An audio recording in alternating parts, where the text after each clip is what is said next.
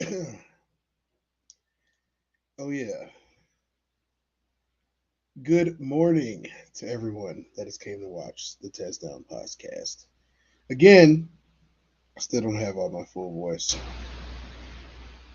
And I think that today's still going to be good. We got a good show for y'all today. I still don't have my full voice. We got a good show for y'all today. Today we're going to talk about the Cubs clinching a playoff position, the Bears' realistic chances and hopes against the Dallas Cowboys. And then we're going to get into a little bit more of the relationship side. We're going to hear from a woman who talks about her standards. We'll also hear from a woman that talks about what it's like dating foreignly. We're going to ask the question, are you a femcel? What is a femcel? Shout out to Souls of Thought 333 in the chat. Shout out to Souls of Thought. How you doing, man? Y'all had a great show last night. We will be reviewing their show a little bit tonight, and then finally, we're going to do the classic codes. We're going to hit up the random video of the day, and then we're going to finish with some Q&A. So we'll see how long it lasts for today. We're going to try to get through it the right way. We're not going to try to linger too much. We're going to try to move forward. We're going to make it happen with our first video of the day. Let's get cracking.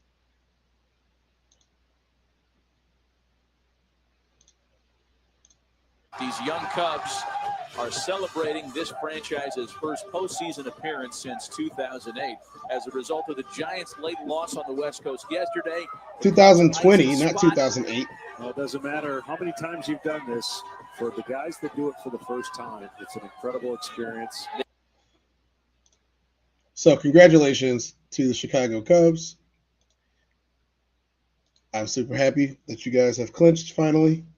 And home field advantage is a huge deal in baseball. I mean, I'd say baseball and football, in certain basketball courts, home field advantage is a huge advantage. It's a huge advantage. So they'll be playing, unless they overtake the Brewers, which is quite a possibility with the last couple of weeks left in the regular season. Unless they overtake the Brewers, they'll be sitting at home for the first round of the playoffs. So that's why we're decked out.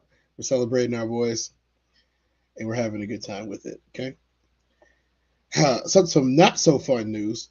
We're going to check in with the Chicago Bears and their quarterback, Caleb Williams, on how they're preparing for the Cowboys this week. In my opinion, the Bears are preparing for a beatdown. It's going to be ugly. They're going to go 0-3. I don't see the Bears winning next week. I'm just keeping it real with y'all.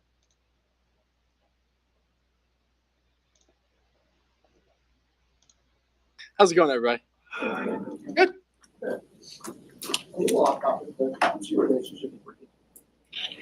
Tom Brady. Oh, the quarterback. Just text every once in a while. Reach out and if I have any questions or if he's been through, he played 23 years or something like that. He's seen just about everything. So it's more or less me asking questions and if he's been through this experience and how he dealt with it or maybe things like that. But just reaching out every once in a while. Do you think it's weird at all that he's calling the game this week and then play the Raiders next week and he can talk to this? I didn't know he was calling a game this week. That's awesome. Yeah. No, I don't think it's weird. I think it's going to be fun. I think he'll do a great job. And, I'm excited for him to call it. I'm excited to go out there and play the game.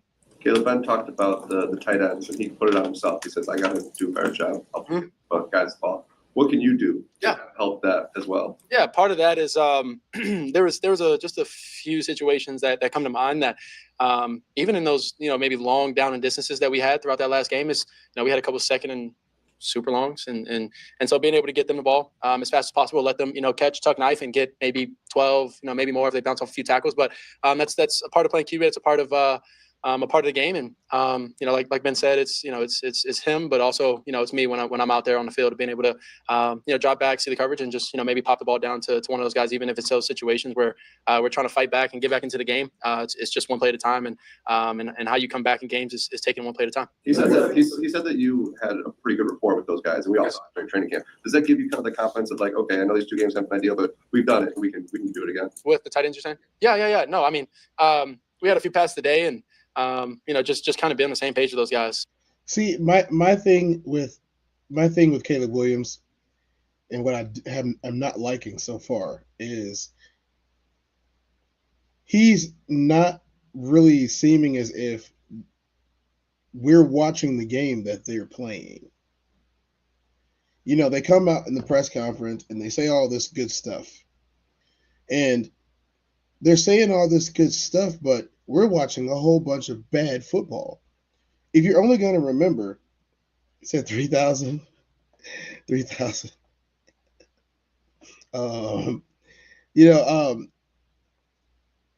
That we're watching bad football. And they continually act as if we're not watching bad football. Oh, we just made a couple mistakes. You guys made a lot more than a couple of mistakes. You guys lost the game 52-21. That's way worse than a couple of mistakes. That's way worse than a couple of mistakes. I feel that way. I believe they feel that way, and being able to go out there and execute plays and deliver them a good ball and let them go and work. I know the first game, I missed from week 1 to week 2, kind of looked a little different. My footwork, that was a big focus for me this past week, is being able to focus on that and kind of just stay in rhythm with myself in the play, and then from there, I think I have all the talent in the world to be able to deliver a good ball to my guys and let them go and make plays for us as an offense. So I think just to keep that going. Keep focused on my footwork. Obviously, you got to get everything down as a QB, all the plays, all the situations, things like that. So just consistently growing. I think also say that you want to make sure that your eyes are in the right place. Eyes. Yeah, Ben was saying that. In this game between you and Flus, because he knows you. He knows your tendencies. Quarters being able to adjust and figure out what they're doing, and then when they change it up or have their little wrinkle for that week, or on track, or it's coordinator, and he coached me and we're past that, but it was good. Obviously, being able to become a Chicago Bear, he made that decision. Obviously, everybody else. I can see it on my feet. Yeah, obviously, footwork is. I mean, it's yeah. Ben and I have talked about that, and being able to, if it's juice, if it's You know what I'm gonna do? I'm gonna stop Caleb Williams right now, because this had absolutely nothing to do with preparing for the Dallas Cowboys, and because this had nothing to do with preparing for the Dallas Cowboys, I'm going to tell you that they're not going to beat the Cowboys. It's just not going to happen. You know what? We just got to move on. We just got to move on. We do. We just got to move on. We can't keep going with this. We got to move on. In our next segment of the show, what's going on here? In our next segment of the show, we're going to hear from a woman who's being interviewed about dating people outside from America when they're foreign. And I don't think we usually see this perspective on most of the shows where people talk about these types of things. So we're going to talk about this, and we're going to see what she has to say, and we're going to watch it.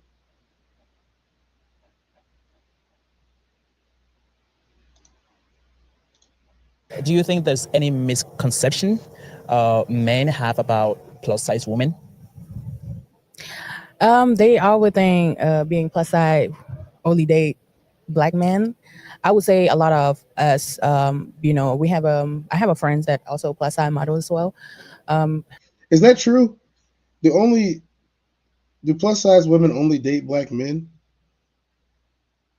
Do plus size women only date black men? And if that is true, why do you think that it is? Some of us, we don't have type. We always like people with their mindset and their behavior. I don't think skin color or race do anything or affect anything about dating part. But I mean, you just said that it is. We got some double talk going on already, and there's not even 2 sentences in. People always misunderstood that big always with the BBC. Oh yeah. So to put it right there, I think whether you smaller than me, taller than me, any race you are, still can come up to a big woman if you like or you're attracted to one. Do people usually guess where you're from? Yes, they take a guess a lot, but everybody is always wrong. So like, where do people usually guess you're from? Either Korean, Chinese, the most, and or Japanese. What are you really passionate about right now? Modeling, plus size models, and getting more into a social media industry. Yes. So like, why do you decided to be a plus size model in Asia? I always have this confidence and the beauty that I have love from my mom, and she always say I can be one day. And nowadays, more westernized coming to Asia more, and we start appreciate about being this. So let me give you a recap, Souls. I think you probably missed the first part of this. Give you a recap. Right now, what we're watching is a woman being interviewed by a man who, in this perspective, is the woman is talking about dating people from America and the rest of the world.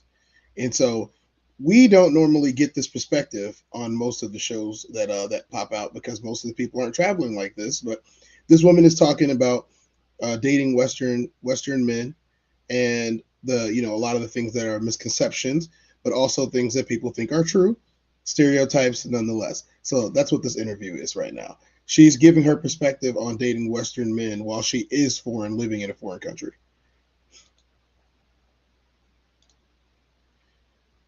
What's up, Bill? How you doing, man? What's cracking?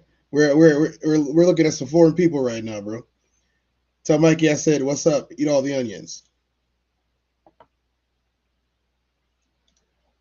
Type of body and being plus size, yeah. How has the Asian beauty standards affect you as a plus size model? It used to affect me when I was young because the skinny is the better, and white color of the skin is always better back when I was young. But now it don't affect me at all. I love my body. I love my skin tone, and I love the way I am. It's hard growing up because I'm pretty tall woman. Tall kid in a school or in a class.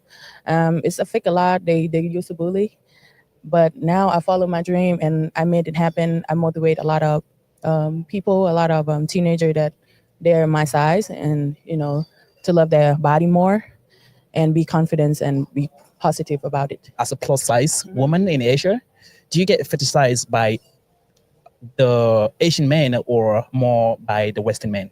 A little bit of both. I have a lot of Asian fan that from my modeling's part, and also a lot of DMs from Western Eye as well. Yeah, I think it's What's up, a little bit Stopway? of How you both doing? because someone is also someone preference.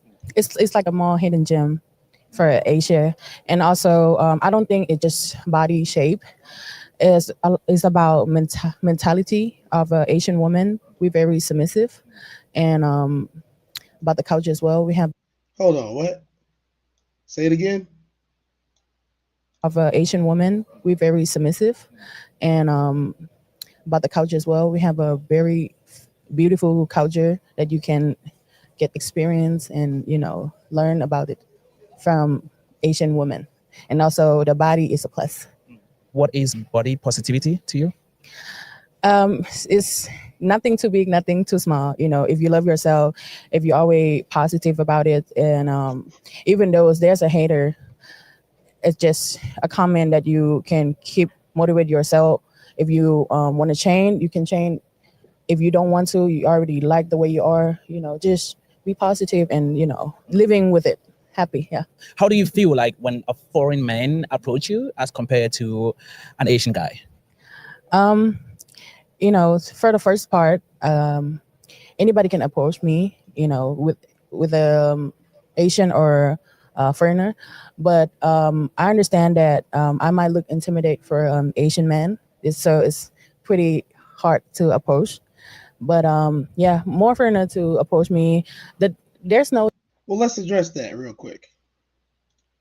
So, from what you've seen, you said that they are servant women. From what I've seen, I mean, I know a lot of them, a lot, too many to count, and I think it definitely makes a difference where you're from, who raised you, and how long you've been able to do everything that you want to do. I mean, it comes down to culture, I think, a lot more than just being a servant or just being submissive. I mean, I'm open to, dialogue about it from what other people have witnessed and seen. But from my own personal experiences, it's more along the lines of who raised them.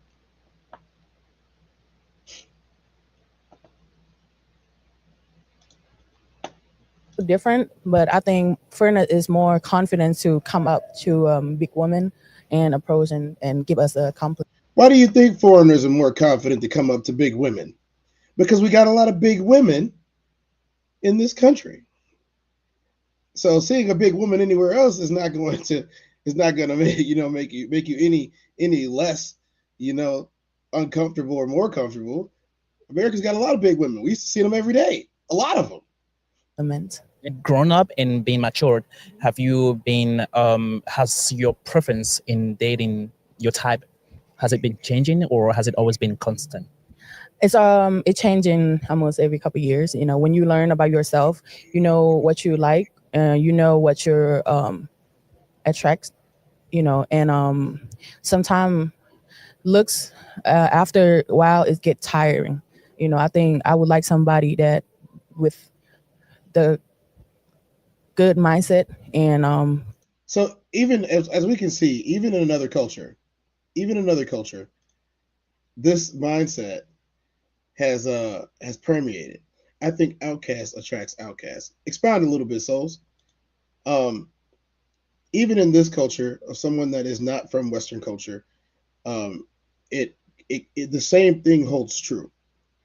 I've heard so many women say that they get tired of how someone looks, especially if they're attractive, and they want more. They want more. They want more. Now, is this a case of people simply not being able to be satisfied with what they have, or is this a case of an actual attraction problem?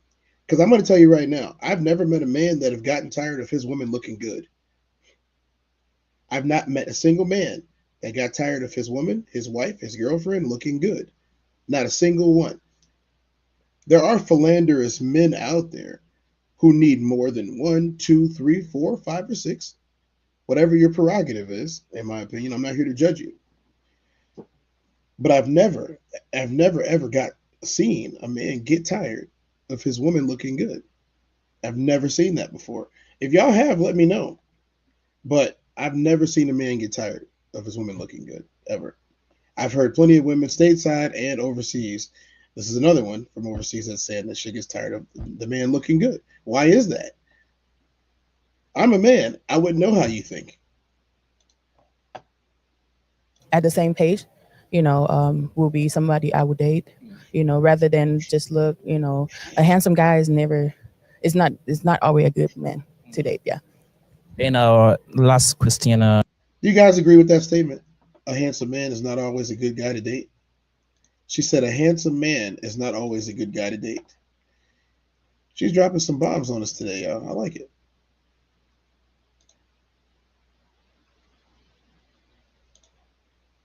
Do you have Instagram or TikTok ID? Yes, I do have Instagram. My Instagram is TT the Attitude. And what about TikTok? My TikTok is also TT the Attitude. So as you guys can see, I left that in there because if you guys want to follow her, go ahead and follow her. His is already dropped in there. I'm not pressing for you to do so, but if that's your prerogative, y'all want to catch up with TT, go catch up some more with TT.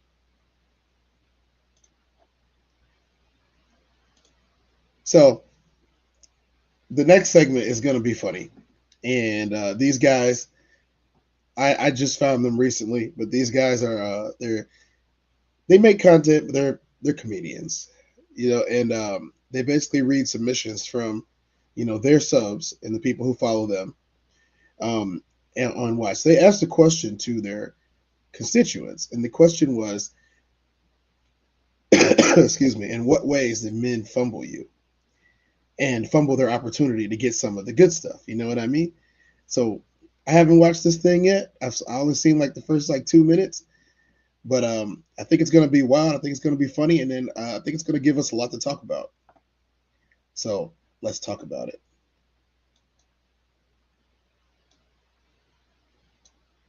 That was jokes. That was jokes. It was gut-wrenching. Fuck. We went on a date on Sunday, no sex. We were texting on Tuesday, and he made a sexual joke. And I responded saying that's too spicy for him. He responded, but I ate it in the car, didn't I? The man was mixing up 2 days after a date. Instant block. Oh, he was mixing me up 2 with days the thing after. from the next day. Yeah. Ooh. Man said, but I ate it in the car, didn't I?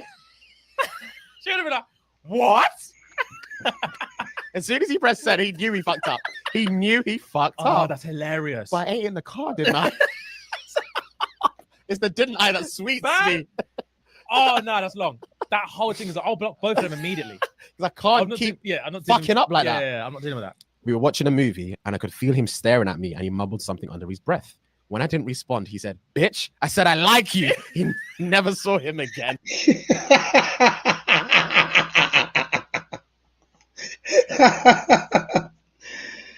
Oh man. She said she behind. All right. That's cool. That's cool. Look, it's pretty funny. It's pretty funny to how many relationships fail because of bad or lack of communication, or simply because I didn't hear anything you said. And so this was a case of someone not knowing that they didn't hear them, and he lost it immediately. She said she never saw that man again. She never saw him again. What else they got for us?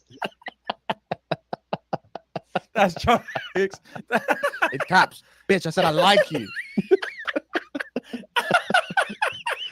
Fuck, man. That's too funny.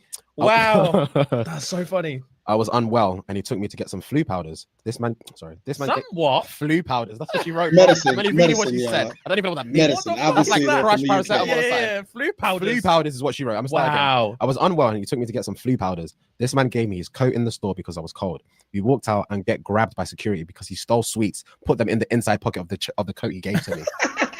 This was actually so funny.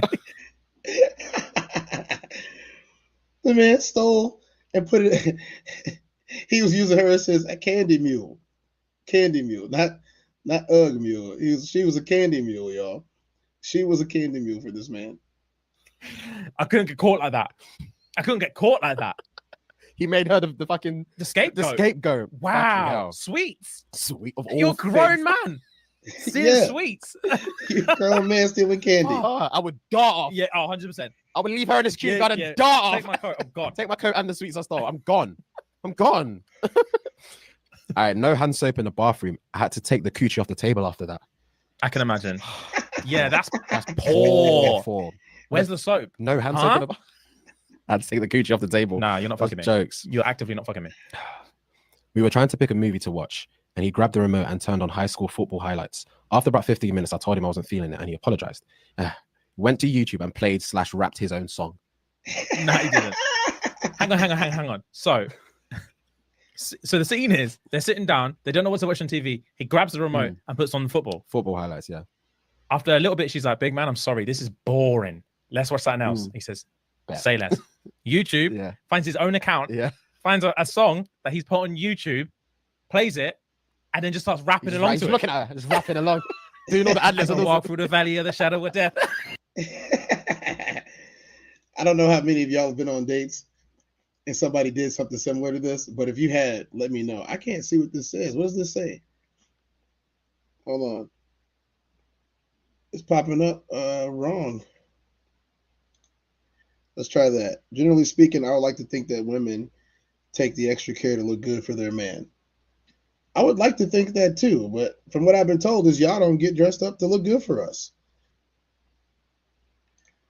These guys are funny. These guys are hilarious. Yeah, I mean, if I'm wrong, Soft Rain, let me know. But from what I've heard from the majority of women lately is that you don't get dressed up to look good for us. And I am not saying that you don't. I'm just saying that I'm going to believe women when they say those types of things. Not even going to question it.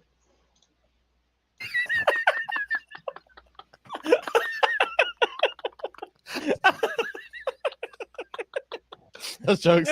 That's jokes. That's jokes. We were kissing and he had visible pre-cum on his pants. When I noticed, he said, "I can't help it. You got me wet as fuck." No. Look, guys, I'm talking straight to the men now. Guys, please don't use feminine terms when you're describing your own manhood. It does not turn them on. Yeah, double talk. Rain said it before. Rain said it before. They don't get dressed up to look good for us. No. Rain, what did Rain say? Huh. Generally speaking, I would like to think that women take extra care to look good for their man. Soul said, Rain, no. Double talk. Because that's what it is. Y'all look good for yourselves, remember? Y'all look good for yourselves. Back to these guys real quick, guys. Guys, do not men, the brothers, the gentlemen, do not use that term to describe your own bodily functions, especially from what she was doing to him. I gotta run that one back. Just in case y'all missed it. That's jokes. That's jokes. We were kissing and he had visible pre-cum on his pants. When I noticed, he said, "I can't help it. You got me wet as fuck." Nah, bro. No. You got me wet as fuck. Nah. No. Bro, those. Wow. Imagine, bro. I couldn't. Nah, that's I'm not gonna imagine that either. That can't work. That's impossible. That can't You work. got me wet as yuck. Nah. Brother. Come on, man. Oh my I can't day. help it. Can't help you got me wet, babes. No. I'm soaking. Yeah, He said souls don't I'm start. drenched down there. Don't start Yeah, souls. I'm fucking gushing. Let's go. I literally tweeted about this 3 days ago, but he asked to use my bathroom and came out with my wig on the first link. He sounds like a white rugby brat. Sounds like a white. What? He came out the bathroom with her wig on? Bros, what are y'all doing? That's why they say they don't like men no more. Rugby brat. White rugby brat on his first black experience. Oh, saw the wig and thought, "What's this?" Put it on and just came in his underwear. The bottom was swinging. Exactly how I thought It about was it too. swinging. What's the Edna Mode style? It was swinging. Yeah. You know exactly what I'm talking about. Innit? The thing was, the bob was bobbing. I'm back. That's jokes. Fucking hell, that's funny. Oh my god, that is funny. He was lying about being Blasian, and he got mad when I said I know both of his parents. Reply. She in quotes, "That's not even my real mum. My real mum is Korean." And she wrote, "You're black."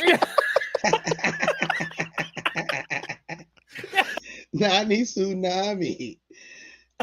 That's too funny. You're black, bro. Can you imagine? Bro, How? you're not Blasian. I know your mum and your dad. That's not even my mum. That's not my real mum, My brother. mum's Korean. You're black. Bro, you're black. Bro, you're black. Shut up. I'm not entertaining this anymore. Bro. Shut the fuck up. You're black. Bro, just don't. How can you lie so obviously? Oh, fuck. Anyway, second date, we were making out and we were stopped abruptly, looked me square in the eye and said like a psychopath, "Enough of this nice guy act. I'm ready to fuck." I laughed in his face and left.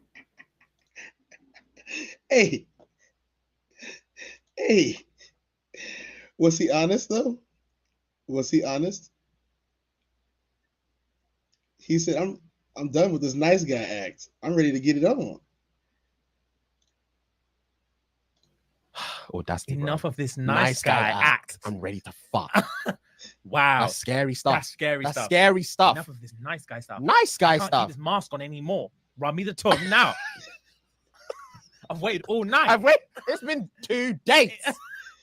I'm tired of it. I'm tired of this nice guy stuff. I've done bought you food. I've done bought you drinks. We've been to the cinema. Run me some Tom. Yeah, run me the puss now. Man, mid-lips, he stopped. Enough. This stops now. This stops now.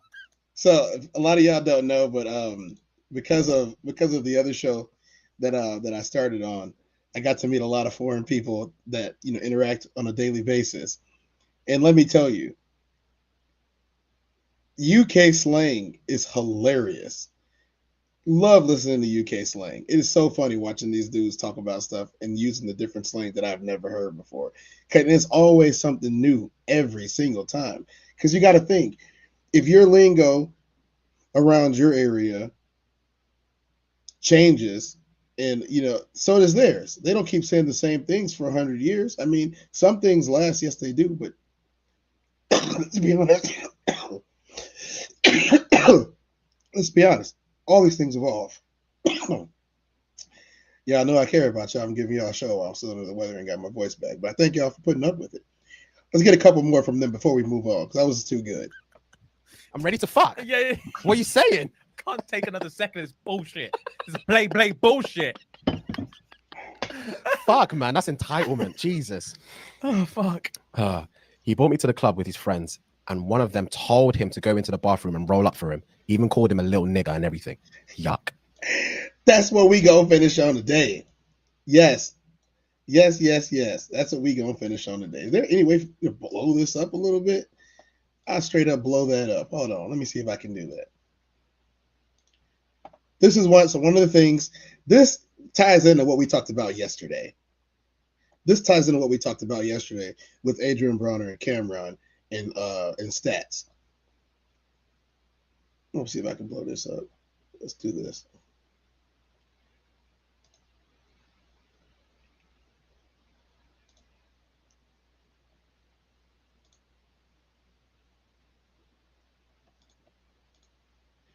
Oh, yeah.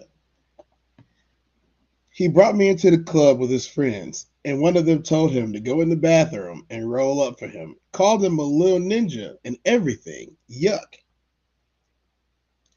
Called him a little ninja and everything. Yuck. Yuck. You gotta watch your circle, guys. He punked dude in front of his brand new girl. That girl will never, ever respect that man. Ever. Ever. So what we talking about yesterday, Souls? What we talking about yesterday, Soft Rain? Uncle Plug, I know you out there in the verse somewhere. Classic codes. Classic said he gonna have to run the fade regardless. Regardless. There has to be an attempt made. Even just because of stuff like this. If you care about the young woman, that is. If you care about keeping her respecting you, yeah, you're gonna have to run that fade. I gotta have to be in agreement. And see, this is a situation where this wasn't a bunch of millionaires either. This is two dudes that are homies. Tell him to go in the bathroom and roll up for him. Look, man. She said, yuck. She got the ick. The heebie-jeebies. It's terrible. It's hard out there. It's terrible.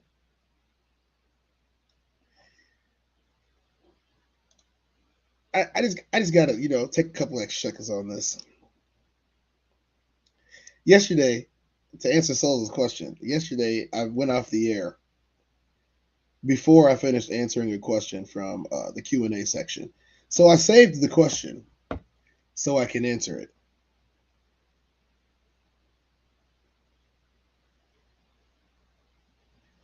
He asked me how I felt when I left the herd.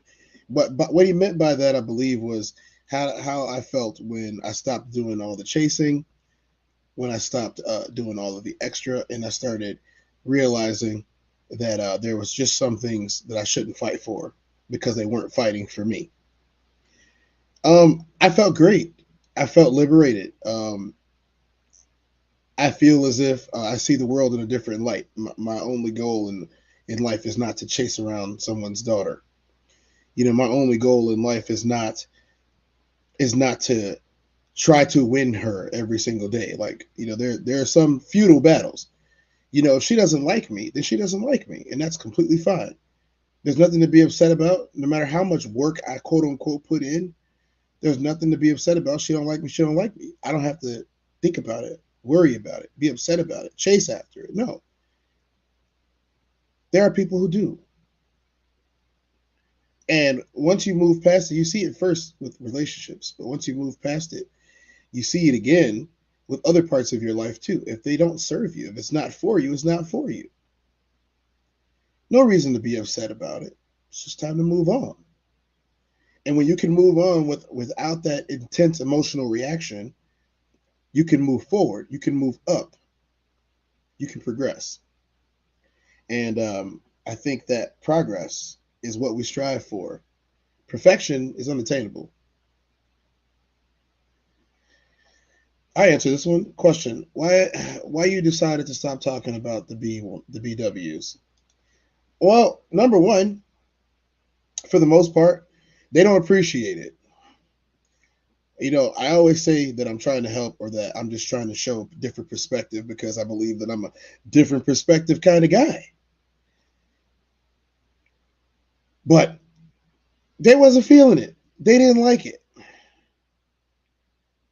I had some attacks on my personal accounts, some DMs, some inboxes from people that I hadn't heard from in quite a long time. And that's mostly because, we fell out of each other's sphere of influence quite a while ago. By sphere of influence, the in crowd in school or, the popular club or the group that still hangs out years after high school. I'm not a part of any of those groups anymore. Haven't been for quite some time. I moved on with my life. I did other things. I got to experience life in a way that most people will never experience it. The highs, the extremely highs, and the abysmal lows. And for the attacks that I was getting for speaking, first on someone else's show and then on my own, and then the constant reports, false flags, and things that were happening, I decided that, well, if they don't want me to talk about them because they don't want my help, and that's what I'm offering, then I'm not going to do it. I'm not going to do it. And I had this conversation with our brother, our friend, our constituent. I had this conversation with him earlier in the day, that day. And I think it was a common and simultaneous decision that it's over when it comes to that. If we're going to talk about it, we're going to talk about people in general. And the people in general will listen. And even in my personal life, that's been a thing. I think the linchpin, to finish answering your question, the linchpin was the question of whether or not black men were the heads of their households when they were with black women. And a lot of people didn't like that conversation. A lot of people didn't like that conversation. Not because the conversation was errored, not because the conversation was, falsified or anything like that, but because it was true.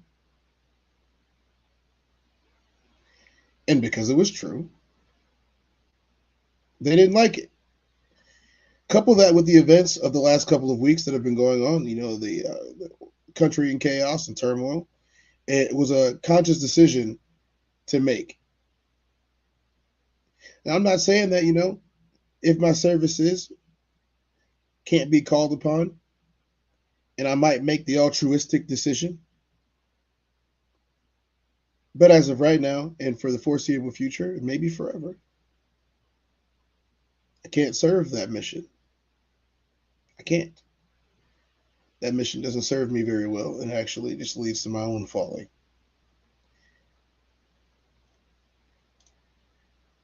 That's crazy. They watched just to sabotage. There was 264 viewers during that episode, live.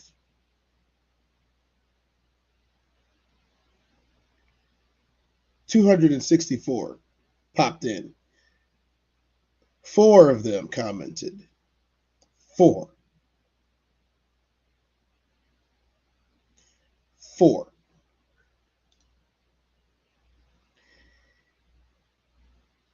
That live was flagged before we even went off air.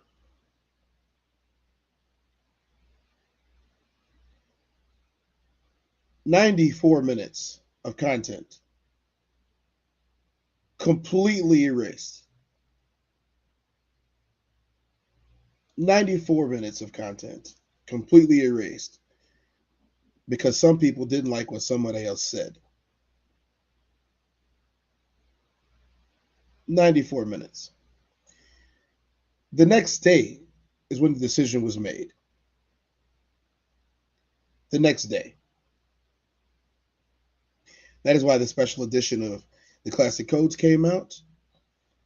That is why the decision was made. I make content because I like making content.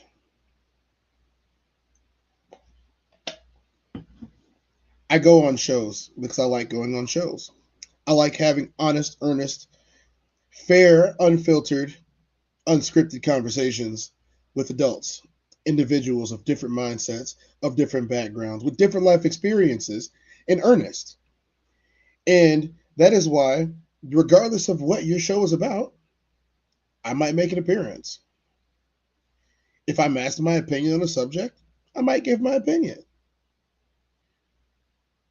But the one thing that I'm not going to do is I'm not going to pander to a certain group of people, regardless of what they look like, just so they can get what they want.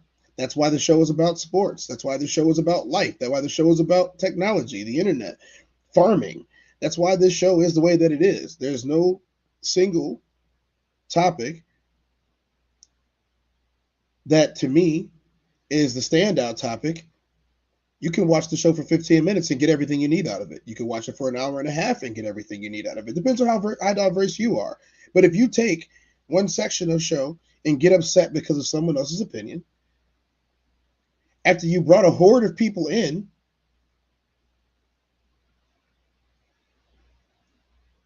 it's disingenuous. It's not in good faith.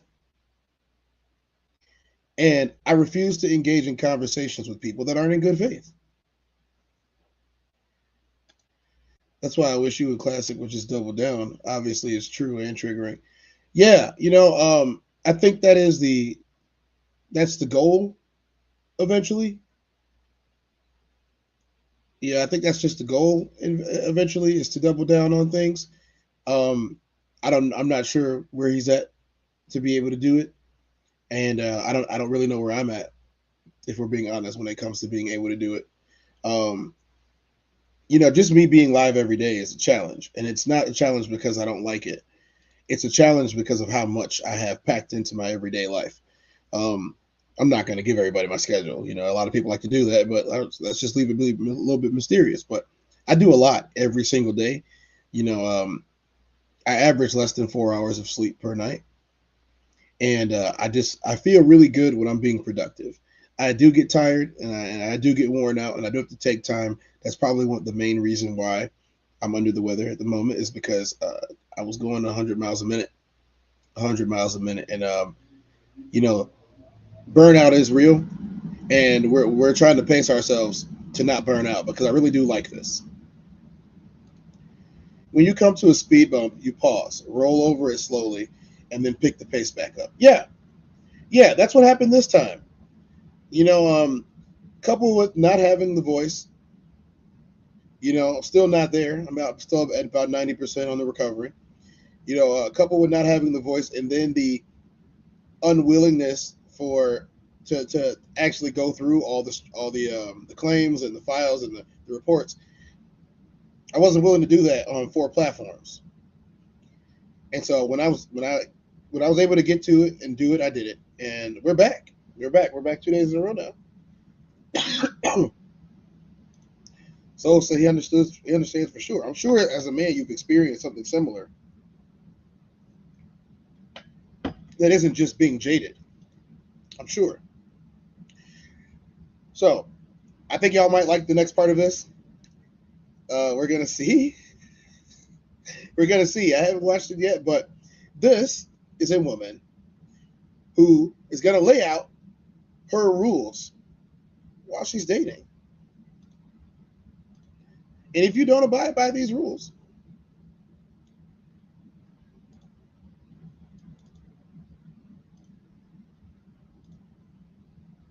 single mom and someone who's really intentional with my energy. I've decided that I don't do the whole boyfriend, girlfriend thing anymore. To me, that language, guys, it feels a bit high school. I'm not interested in being anyone's girlfriend. What I'm interested in is being a wife. And for me, it doesn't make sense to give someone exclusive access to me unless there is a formal, tangible commitment, as in I am engaged or married. Think about it. When you go to a doctor's office and you fill out a form, you only ever see 4 options: single, married, divorced, or widowed. That's it. There is no girlfriend or boyfriend box. That's not even a real status. So until I am engaged or married, I consider myself single. Not in a careless way, but in a conscious and empowered way. Because here's the thing. I don't believe that men need exclusivity in order to get to know me or in order to decide if I'm the woman that they want to build a life with, and vice versa. And I'm not going to play house or cut myself off from potential options while they figure out if I'm the one or not. That just really doesn't make sense to me. And to be clear, that does not mean that I'm sleeping around or being reckless. I'm incredibly intentional with my energy, my time, and my body. For me, it's very simple. Dating is dating. And unless there is a ring on my finger, I reserve the right to stay open and sovereign in my decisions, just as I'd want the person I'm seeing to do the same. Because the truth is, if someone else came along who felt like a better fit, I would want them to have the space to explore that before making any big decisions with me, right? I would rather find that out sooner than later. I don't want to stand in the way of someone else's clarity or alignment. And the same goes for me. If someone shows up who feels more serious and is more aligned with the kind of life and love that I desire, I want to be free to explore that too. To me, it's not about playing games. It's about self-respect and protecting my heart, my time, and my energy. Secure men and women will not be threatened by this. So, what's y'all take on that? What's y'all take on that?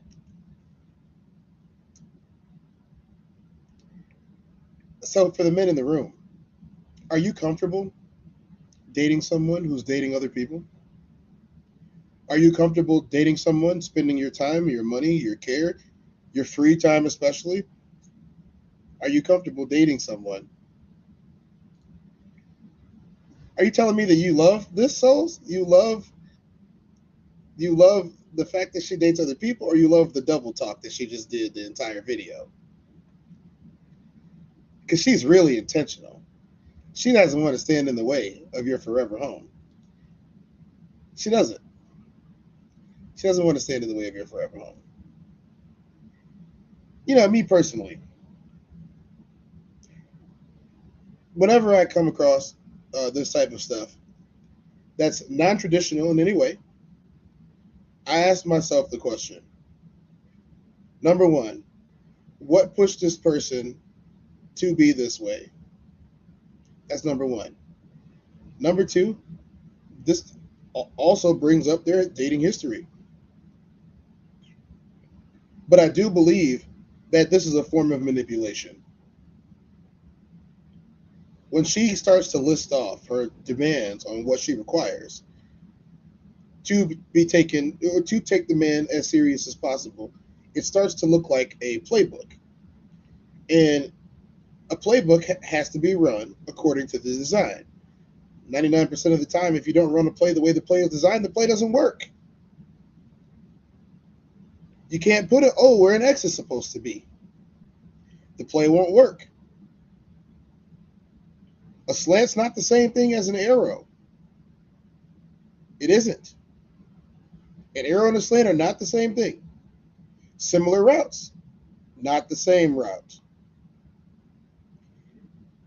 So what she is trying to do, in my opinion, is to develop a traditional institution of marriage with a person through non-traditional and unconventional methods.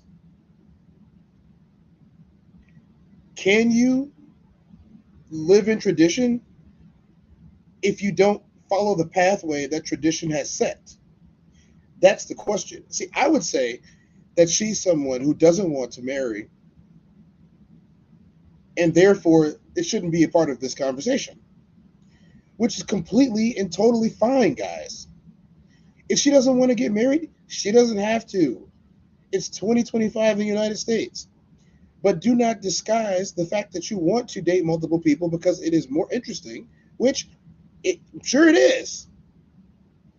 I'm sure it is much more interesting to have 4 people doing the most for your attention and then being able to look them in the face and tell them, I'm not free Tuesday and Thursday because I'm going out with Steve, but if you act right, I could be free Friday night and Sunday morning.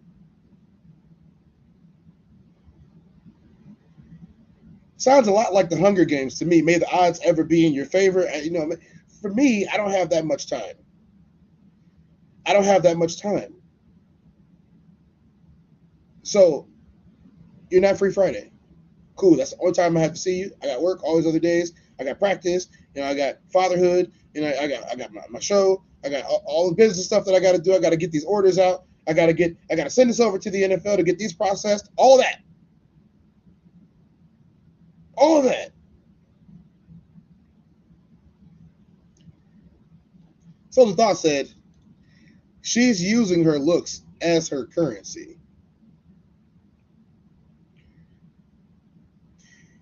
Yes, she believes that she is on the upper end of the attractive level. That's what she believes. And because she believes that, she demands her list of demands. She demands all of these things before she can commit. But she told you she wasn't about that commitment life. Not unless you did the most for her, which means you need, if she does not have a wedding ring, not an engagement ring, if she does not have a wedding ring on her finger, she will not do anything. She will not be exclusive. She will not submit. She will not be traditional. But she wants you to do all of the traditional things to get her. That's the problem. I don't understand that. Why can't you just date and see each other and bang and do what you want to do? Be intentional that way. She will wonder why you're not pursuing her. Well, that's the thing. I would never. You told me you didn't want me. You told me you didn't want me. Now, for other men, they might look like a challenge like that, but I prefer to like people who like me, and that's really all that is to that. I prefer to like people who like me. If you guys are catching up, and you might be behind, if you guys are catching up, or if you guys have questions, please write that question down or save that question and send me that question towards the end. We're going to be going into the next segment. It's a little bit more serious than the last couple have been, and I want to hit this not because I like to show the negative aspects of society, but because I want people to be better parents.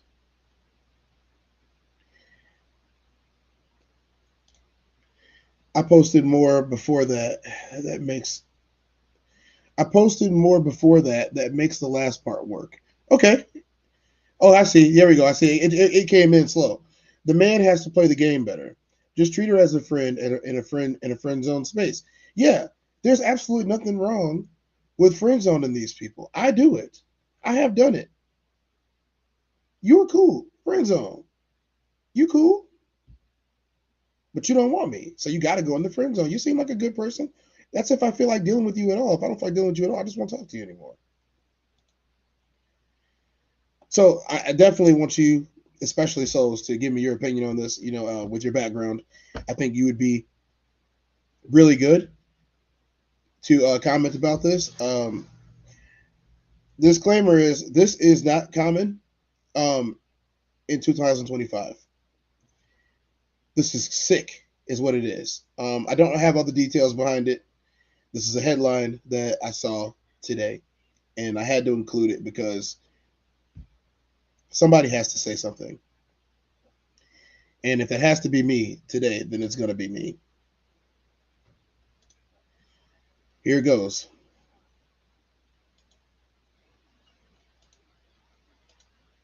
Getting her stuff together, y'all. Y'all see her over there with her baby, doing her homework. She ain't asked me to get him yet. I'm still waiting on that. When you gonna ask me to get him? Oh, okay. I'm trying to see because you've been doing good. Period. I'm so proud of her, y'all. My little babies. Wait,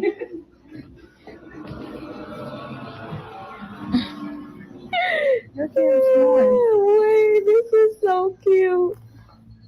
Like for real though. Let me get that bottle. Go ahead. She need to hurry up and get my grandson. I've heard enough. I've heard enough. This is despicable. This is despicable. This is despicable. This is disgusting. Sovereign said, why are we celebrating this? Soft Rain, I couldn't tell you what this lady's problem was. Obviously, as you can hear from the sound of her voice, that she is also young.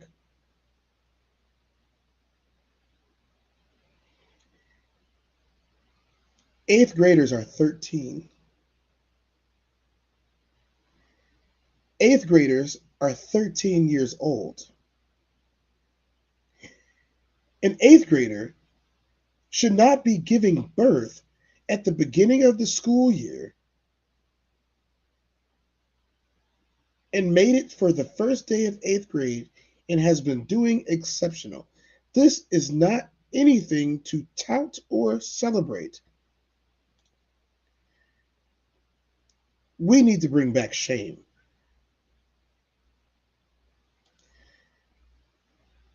We need to bring back shame. This mother, not the mother of the child, but her mother, the grandma, who's probably a grandmother before the age of 25, 30 maybe. She sounds young. This little girl is maybe 13 in eighth grade. Now has a newborn baby and is trying to complete eighth grade with a child. She walked into the first day of eighth grade with a 1-month-old. That does not make sense. That should not be celebrated. That should not be celebrated. That's not cool.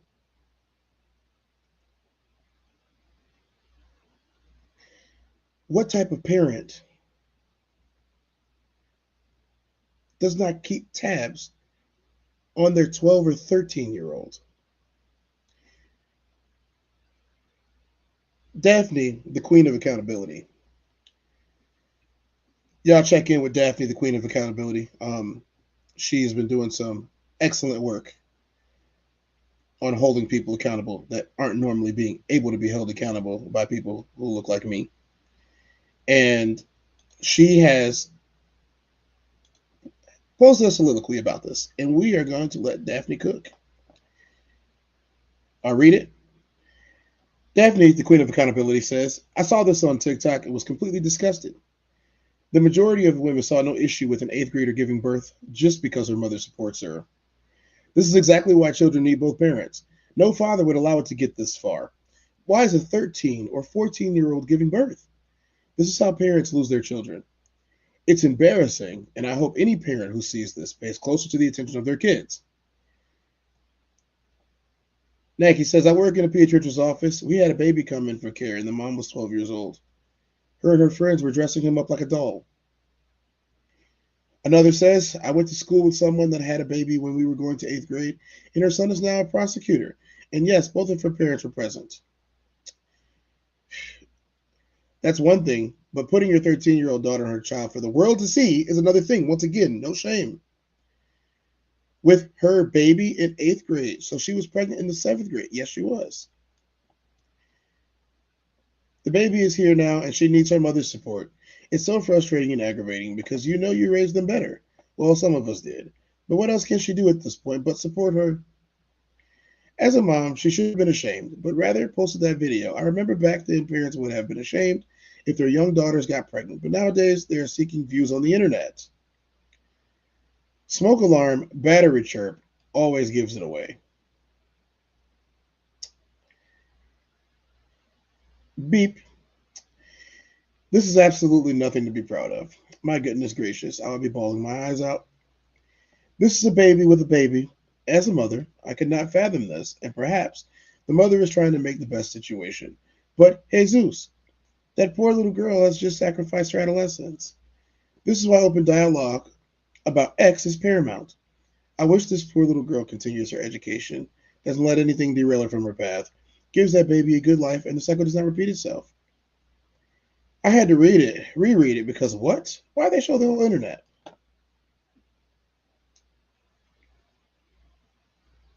Just wow.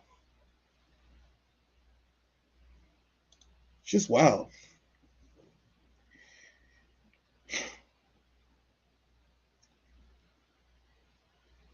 As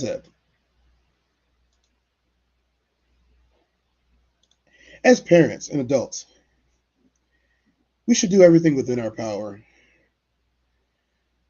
to look out for the youth. We should do everything within our power to make sure that they get the best versions of us possible. We should do everything within our power to make sure they get the best for themselves as well. This isn't the best for this little girl. It isn't. And I hope that the child, the son, who's now being raised fatherless and grandfatherless, does not have adverse effects because of it. There are success stories, but these are avoidable traumas.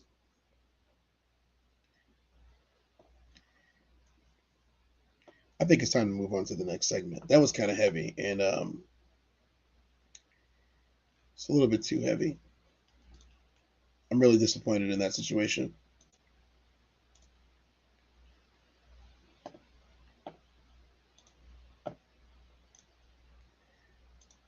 Fun fact. Did you guys know the term? The next part of our section is goes along with what we talked about the other day, and why we talked about this today again, about people showing up to places to try and blow them up instead of helping them build or having good faith conversation. Are you a femcel? We know what incels are, but are you a femcel? And if you are a femcel, we're going to find out. Incel was actually coined by a female. Her name is Alana, and her original definition of the word incel was anybody of any gender who was lonely, never had sex, or who hadn't been in a relationship in a long time. The word incel has been thrown around so much in modern day culture, and it's a common label placed specifically on males, usually to insult them, especially online. I'm looking at you, Reddit. Incel is short for involuntarily celibate, and refers to a frustrated man who feels unable to develop romantic or sexual relationships despite wanting one. A femcel is essentially the same thing, except it refers to women, who often express feeling undesirable and rejected. So with that being said, let's explain the femcel phenomenon and how it relates to female isolation and loneliness. Femcels and sexual frustration. Similar to incels, femcels often express romantic and sexual frustration rooted in feelings of fear and worthlessness. In one fascinating research study about femcels published in the Archives of Sexual Behavior, researchers collected data from over 24,000 posts from a dedicated online femcel community to understand and identify common themes and patterns within their online conversations. This was done by coding 1,200 posts containing the keywords sex, power, frustration, and revenge. One of the key themes identified frequently was... So I want to point this out. A lot of the studies that I bring up, a lot of the studies that I refer to are these types of studies. Algorithmic data. Algorithmic data. So every time that someone goes on Instagram, Facebook, X, or any other form of media that we have right now, you are giving a buzzword, a keyword, a direction to a program that's going to take that, read it, and enter it into a database of how many people are complaining about this, how many people are talking about this, how many people have the exact same feeling. And that is how these communities get created. You just got evidence right there for my claims. Sexual frustration, with many women attributing it to not being able to find high-quality partners. In one discussion, a woman wrote, "A generous, attentive, even understanding lover does not exist for ugly femcels." The researcher also found that many women on these femcel forums expressed resentment about pretty privilege and not feeling attractive or young enough. The grievances and frustration around sex, relationships, and perceived attractiveness by femcels paralleled some of the themes associated with the incel community. But there are still stark differences in the ways these two different groups express themselves. Well, yeah. Yeah. Ugly people want pretty people. Everybody wants a pretty person. So yeah, of course they don't match. Why would they? Why would they match? They wouldn't. And how their experiences manifest. The pink pill. Similar to what's referred to as the red pill within male culture, the pink pill refers to a belief system that claims to reveal the harsh truths about gender dynamics, dating, and society, which are believed to be intentionally hidden or denied by mainstream culture. The pink pill philosophy claims that women who are considered undesirable or even ugly are victims of deeply ingrained societal beauty standards and need to recognize and accept this rather than comfort and delude oneself. Beauty standards placed on women perpetuate feelings of loneliness and exclusion, and many in the femcel community feel that it limits their options in the dating pool. While men might be judged by things like height, income, and social status, women who identify as femcels often express feeling judged by their weight, makeup, style, and of course, their age. It's important to remember that toxic beauty standards aren't reflective of the person, but of society as a whole. It's the unfortunate reality that many women face, and it's a driving force behind why they may choose to identify as a femcel when they feel they don't fit into these standards. Sad girl core and mental health. There's a common theme around the discourse on femcel culture, which is a general disappointment around men, love, and relationships, and feeling misunderstood and overlooked as a whole. In an academic article published by the European Journal of Cultural Studies, the authors explain that the term femcel within contemporary social media platforms and internet culture is articulated to express an identity into the world, often a romanticized notion of being lonely, pathetic, or toxic towards relationships in some way. Even though male incel culture often claims that women yield an infinite degree of sexual power and access, femcels argue that they're constrained by societal standards of beauty and femininity that can manifest into mental health issues such as depression and social anxiety. Unfortunately, femcel culture parallels the same bleak sentiments and toxic internet culture as its male incel counterparts, and femcel spaces can become echo chambers that reinforce pessimism, black and white thinking, or fatalism about relationships. So with that in mind, So guys, we're taking in a lot right now, but I'm gonna let it play through because I need you guys to see it, get the full picture of it, and understand that a lot of the things that you hear people complaining about, the other side's complaining about the same things. Only, I say most of this is nature.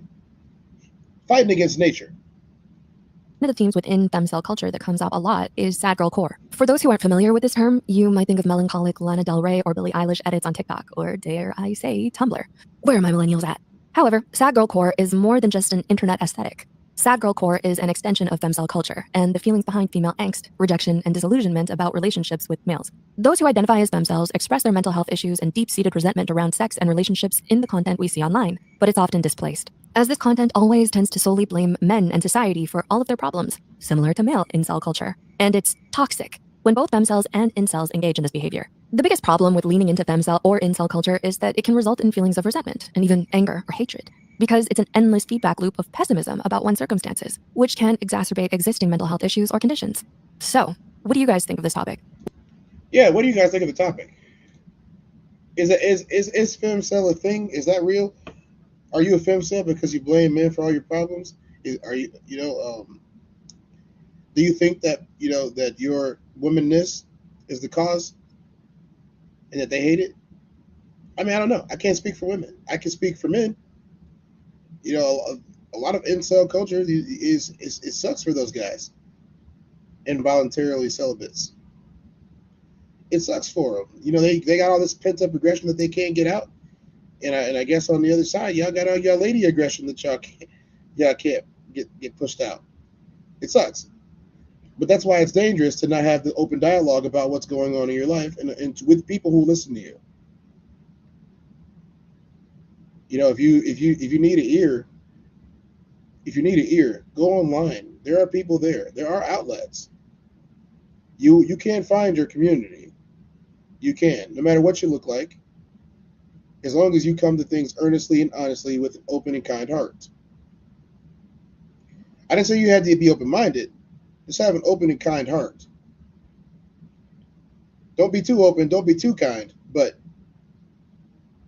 don't be a booger witch either. Definitely not. I think it's time to move on to our friends, don't y'all? I think we should go check in and see what our friends were doing, because our friends were doing some good work last night, and I think that's what we're going to do.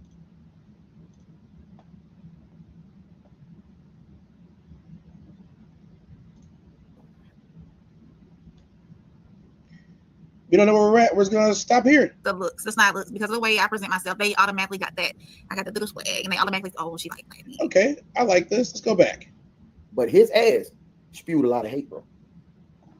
He did. He spewed a lot of hate. What are your thoughts, April? I don't know if you can relate to E-Train, who was getting bumped on purpose in school. I know you grew up in a majority. You're on mute, just so you know.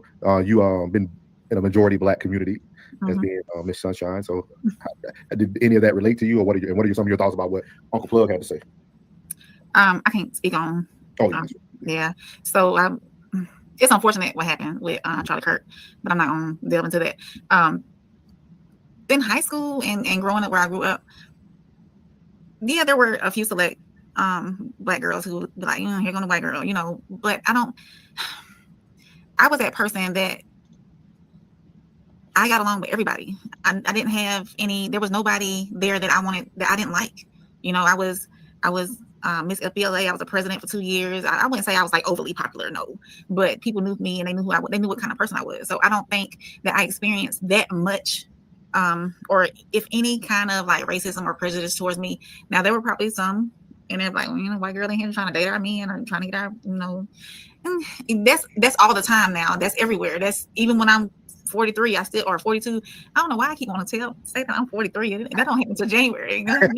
Why you be making your age older than it really is? You always making your age older than it really is. Maybe she just wants to be a little older. Slow myself down now. Wait a minute. But even though in my old age now, I mean, I still experience the looks, the snide looks, because of the way I present myself. They automatically got that. I got the little swag, and they automatically, oh, she like that. You know, here come the white girl. But it's not. I didn't hear you. I knew that. You knew. It's gonna be your mind already. You already knew. But it's just. And just like today, when I was in my doctor's office, I was getting ready to go around to the lab and get my blood drawn. And the nurse came across the hallway and she looked at me and she's like, I felt that I looked like, oh, I know what kind of white girl she is. Yeah. But I went in and I talked to them and I was open and I was polite. And they fed into, you know, I joked with them, they joked back with me. I think they get a misconception sometimes too. But they still probably had those thoughts in the back of their head, like, "Oh, geez, but it ain't no, it's true." I mean, I see that for a quote. And come on, now. Come on, goddamn. I mean, let's be real now. You know what I'm saying? And when I see the white boy, same thing. I know the ones that ride for the cause. You know what I'm saying? I know the ones that ride for the cause. I just see it. It's in you. Right. It's in you. Now, I will say when she was asked. She was asked another question about racism. How was she? Has she seen it? Mm-hmm. Absolutely, I have seen it. More, I have seen it directly towards Black people in my face, and it made me feel some type of way. Through high school, yes, and even to this day, I see it. You know, so it's still out there. It's still prevalent. Of course, we know it is, but we got to look at the difference between racism and prejudice too. You know, so. And really break that down one day, but it's tough because I don't understand why we are still teaching our children that the color of it's the color of your skin, your race, and it could be towards a culture too, but still I don't get it. I think I'm thankful I grew up where it's very cultural.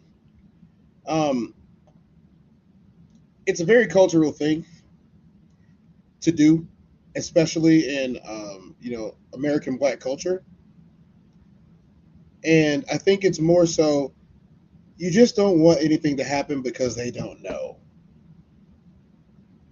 Because there are plenty of people in the world that are not going to be okay with the fact that, oh, you didn't know that you was this? Well, over here we don't like this. And that could go for any race, any color of people. But I think that knowing, understanding, having a heritage, understanding your heritage, being interested in culture of all different types of cultures are all great and positive things. I don't think there's a negative to being cultureless as a society. I don't think that's a positive if the society was cultureless. I do not. Hey, but I could be wrong, but I don't think so. I grew up because I've seen a lot. And I experienced that different. Me and my brother grew up in two different worlds. Where he went was predominantly white in the Appalachian Mountains. Boom, grew up in the mountains. I grew up down here in the South, in the hood. So, Appalachian. He's a good guy. He's a real good guy.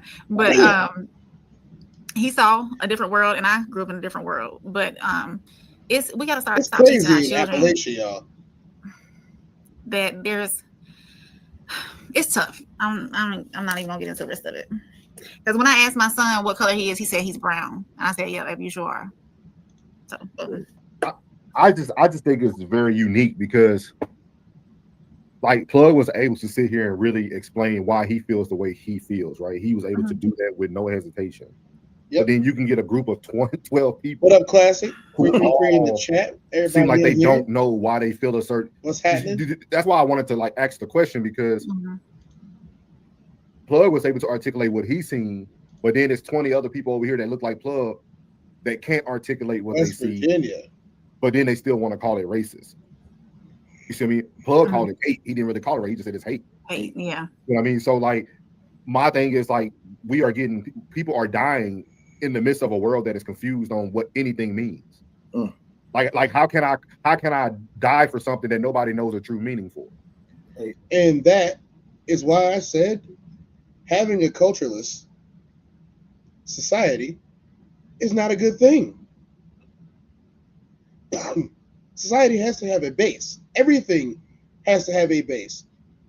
Everything has to have a foundation, because without it, it crumbles and falls. Hey, bro, I'm gonna give you flowers on your birthday. You was almost there. You called it. You said it was a tranny. No, it was a boyfriend of a tranny. You said it was gonna be a tranny that killed him. It was a boyfriend of a tranny. Sweet Jesus. You was close, boy. You was almost. Allegedly. I'm glad you guys were able to give your viewpoint. I just watched that for like 40 minutes and watched. That was 12 people. That was 12 people and 11 of them black. And they could not explain what racism was, what they like. I'm like, and y'all are the ones judging. How can you judge something that you fail to understand? How can you judge something that you fail to understand? That's actually a good question. And I want to go into that. Plug posed the question. Not Plug, sorry. Souls of Thought posed the question. How can you judge something that you don't understand?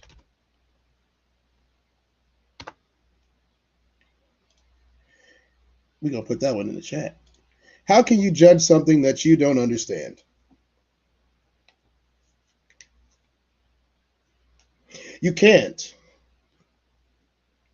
You can have preconceived notions about what you've heard, about what you've been told. But if you don't understand it, how can you judge it? What are you judging it on? If you were judging something based on a law, then it should be rigid. How similar to this is the law versus for what this thing is? But if you're judging a societal norm, it becomes much more difficult. Because whose society were you a part of to get your standards for judgment? How can you judge something that you don't understand? I don't think you can. I think when you witness a foreign society, a foreign culture, the first thing that people do is try to relate to how much different it is from their own. In some instances, those differences are celebrated, but in other instances, those differences are villainized. I think one of the major instances is food and what people eat, where they eat it, how they eat it, what they eat it with. Food culture. Food culture is widely judged by lots of people. Even the names of the dishes, the beverages even. The manner in which they're consumed. All of these play huge parts in judgment. But if there's no base to compare in order to judge, then you can't. You can't change your base every day either. If you change your base every day, then the term is not holding water. Not holding water means not credible. It becomes the super incredible. And not the good type of incredible. This incredible means cannot be trusted. Deceitful, even.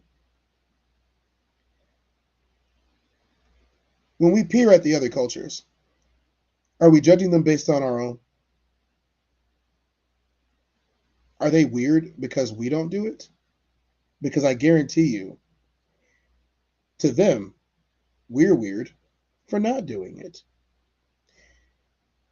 You'll never have peace and harmony until you understand this fact. Judgment has to be based on something. You cannot pull it out of the sky when you need a measuring stick. There has to be a base for it, and the base has to be credible, solid, impervious. Otherwise, it's just an opinion.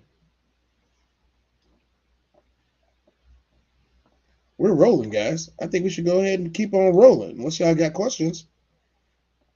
Unless you got questions, I'm gonna keep it rolling.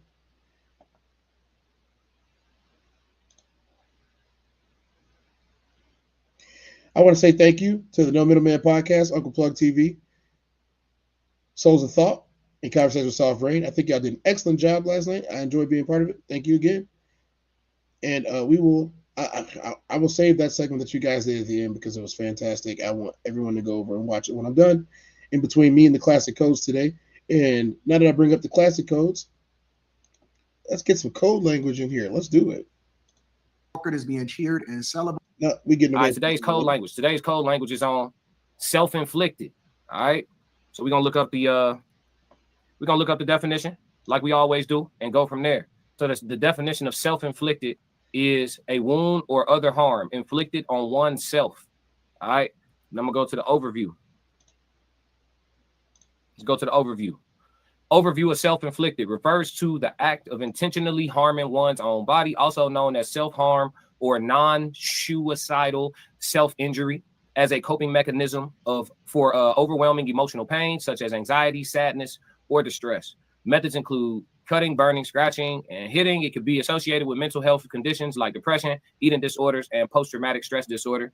While not unaliving tendency, I'm trying not to say that word, self-harm carries a higher risk for unaliving attempts and requires professional support and treatment. So this is the literal definition of self-inflicted, but I want to broaden it out a little bit and take it a bit off of harming oneself physically and just talk about self-infliction to ourselves in other ways. You know, a lot of times we will create some of our own wounds. And again, I never exclude myself from these conversations. I'm not the content creator that comes online every day and try to sound perfect with y'all. Me too. But a lot of times we can be guilty of giving ourselves our own wounds. And so I think that for most of us who are trying to progress, which I would think that would be all of us, right? Trying to progress in life in a multitude of different ways, you have to control the controllables. That's one of my favorite phrases. I'm really a firm believer, thanks to my dad, in not worrying about shit that's outside of my control. I do. This is rather interesting. This is rather interesting for a couple of reasons. Last night in the conversation with Conversations with Soft Rain, Souls of Thought, and Uncle Plug TV on the No Middleman Podcast, they were talking about the effects of being personable with others. And that's hanging out with your friends, being able to bring your girlfriend around, you know, when to step to another man because he tried to step to your lady, all of these things. You know, these were all things they were talking about last night. And me and Classic here, as you can see, we both had told them that, you know, if you're a buddy, you might never meet my girl. Never. Even if you're one of my best friends, you might never meet her. You may see her at the wedding, if it's public, or certain other events, but the odds of y'all having a personal relationship are pretty low. You have to control the controllables. And I introduced last night, I didn't even get to see this code language, but I introduced the fact of the matter is I don't have to worry about someone cheating on me. Facts, Classic. I don't have to worry about someone cheating on me if she doesn't know any of the people that she would cheat on me with.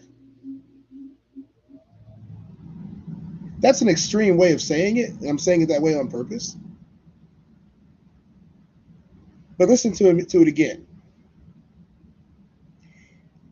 My best friend can't make a pass at my girl if he doesn't know her. My boss cannot make a pass at my girl if he doesn't know her, if she doesn't know her. My coworkers cannot make a pass at my girl if they don't know her. My homeboys, my partners, my teammates, whatever. None of these people can make a pass at a woman that they don't know. Women routinely walk straight past men, even men that are catcalling them on the street in 2025. They don't want your help. They're not even going to, hey, I had a situation the other day, and this is a personal anecdote. I had a situation the other day where I pulled up to the gas station in my nice, lovely vehicle. I pulled up to the gas station, and I get out. You know, I'm wearing regular clothes that day. I ain't got on no uniforms, nothing. Regular clothes that day. I might have been wearing a Cubs hat in all black. I get out and I say, hey. She ignores me. I say, hey. She ignores me again. So I stop. I roll my window down.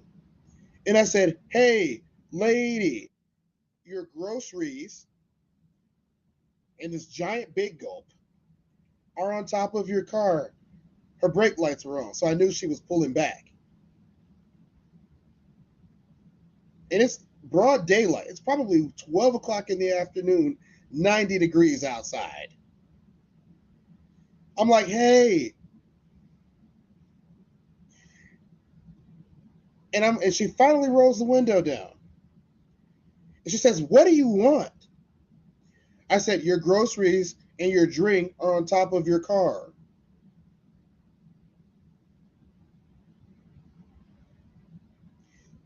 She opens the car. She stands up. She grabs them out. She slams the door and says, I know. And immediately pulls off.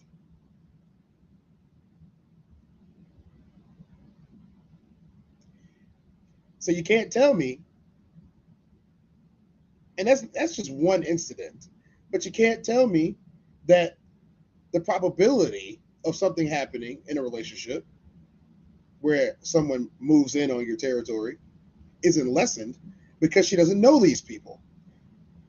It has nothing to do with trust at all. You control the controllables. I'm not going to have any issues on either side because the possibility of them happening isn't there.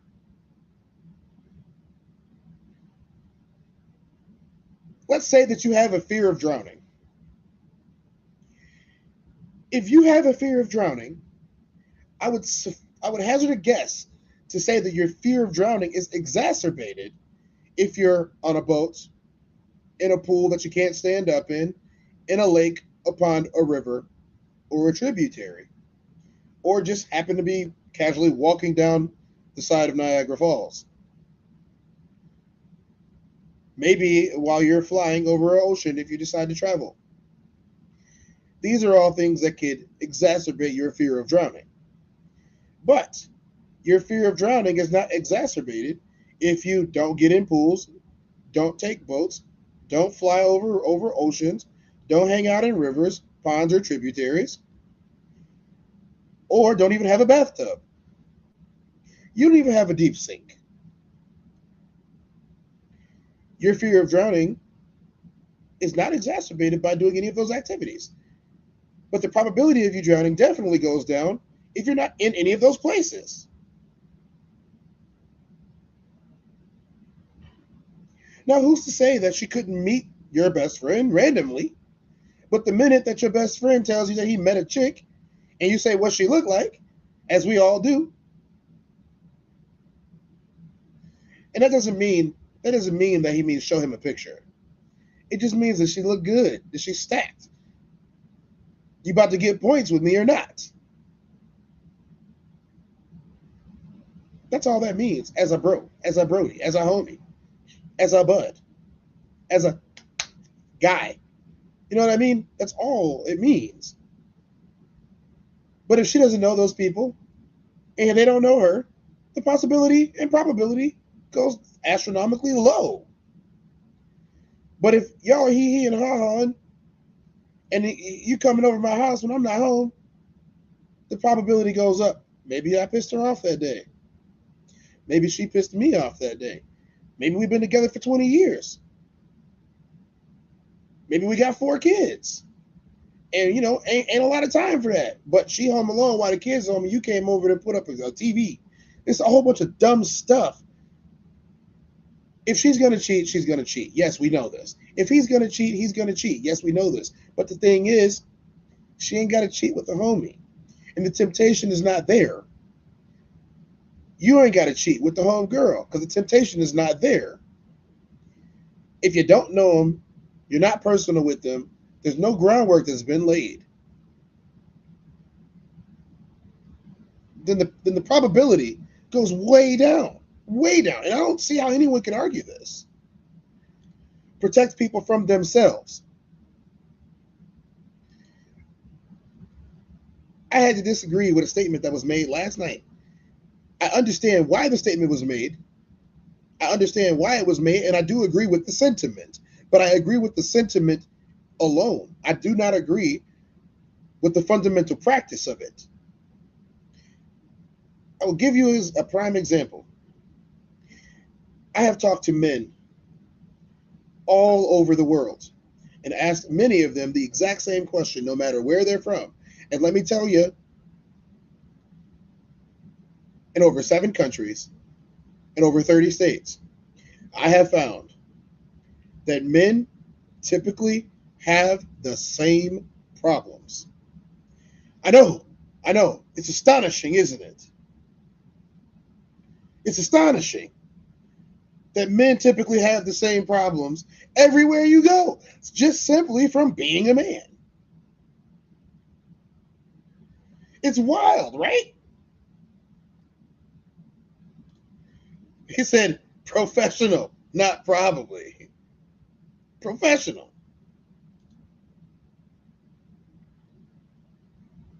The majority of men, the overwhelming majority, worry about having a partner to cement their legacy with. I use the word with because that's how you do it. With. Big TH.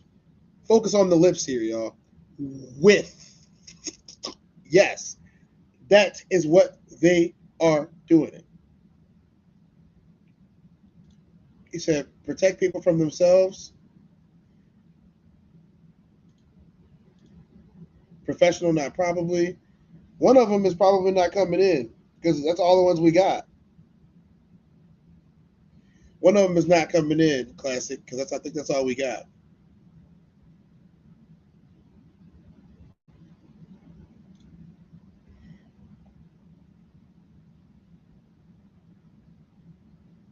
Yeah, I don't see it. I don't think it's there. Maybe they deleted it. Your comments are broke. Yeah, man, like for real, it's not coming in. Protect. Yeah, the last one I got from them was I didn't see any probable or professionals that could have. Yeah, just retype it. Make it happen. I want to see it. It's with, but the thing is, it's you and her. It's not her in the village, or you and her in the village, or her and him in the village, or her and her in the village, or him and him in the village. Look, I'm telling y'all how it's really supposed to go. Y'all don't need to know everybody's personal business at all times. Social media has given you an Oculus window into people's lives, and you think that everyone is the same, and everybody needs to show you what they're doing all times of the day. And no, everyone doesn't need to show you what they're doing at all times of the day. I don't want to know what everybody is doing at all times of the day. There is no mystique there. There is no desire to explore the unknown when I know everything that everyone is doing all day long. That is when people become boring. That is when the lack of investment occurs. Women have weak flesh too. Protect people from themselves. Yes, that's what she said in the video earlier. You probably missed that part, Classic. But old girl in the video earlier said the same thing. The femcel video proved it. It's the same thing. It's just dressed up. I got homies that are professional athletes. I am a rapper. Everybody stay away from everybody. Yeah. Yeah, they do. I can't tell you when the last time I seen some of my best friends in person. I see one of them once a year. We talk on the phone. We type. We message. We talk about the game. We jump on the phone and watch the game or the boxing match together in 2 different states. I'm going to show them one more time. I got homies that are professional athletes. I'm a rapper. Everybody stay away from everybody. I don't think, man, like, honestly, I think it's actually healthier when the guys don't see each other all the time. I'm going to pose that. I think it's healthier when the guys don't see each other all the time. But conversely, they're definitely not about to be seeing the girl all the time. For what? I am not upset with anybody that has the type of relationship with their woman to where y'all can do every single thing together. I'm not upset with that. I'm not that type of person. I need my space. I don't want to be around anybody that long, not even myself. And I love me some me. I will turn on a video game and distract myself from even who I am and take on a whole new persona in the video game to effectuate that purpose of just not being around me. And I love being me. You have no idea how much I love being me. I'm just saying, Tez, I know what women find attractive in other men outside of myself. The flesh is weak. You ninjas not about to be in my crib with me present. That shit dead. Without me being present, that shit dead. Look, I'm in 100% agreement with you, Classic. I don't need to be in your house without you. I don't need to know your woman, your wife, your significant other, the one you lay down with every night. I don't need to know her to respect you and her and your boundaries. I can send y'all Christmas cards with the family on them. You know, I can update y'all on what's going on. We could talk like men. We could discuss the fight. We might even sit down once or twice a year to effectuate that purpose. I think we all over the place. Yeah, the comments were all over the place. They were, but we getting back in line. We getting back in line, souls. To effectuate that purpose, I don't need to be around your people. If you invite me, cool. But I'm not going to overextend. See what I did there?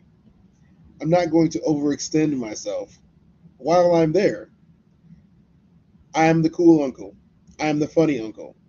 I am the professional uncle. I am all of those uncles. I am all of those friends. I am the loyal one. Yes, I am. I am the one that got your back. I am the one that's going to listen to you. Most of the time.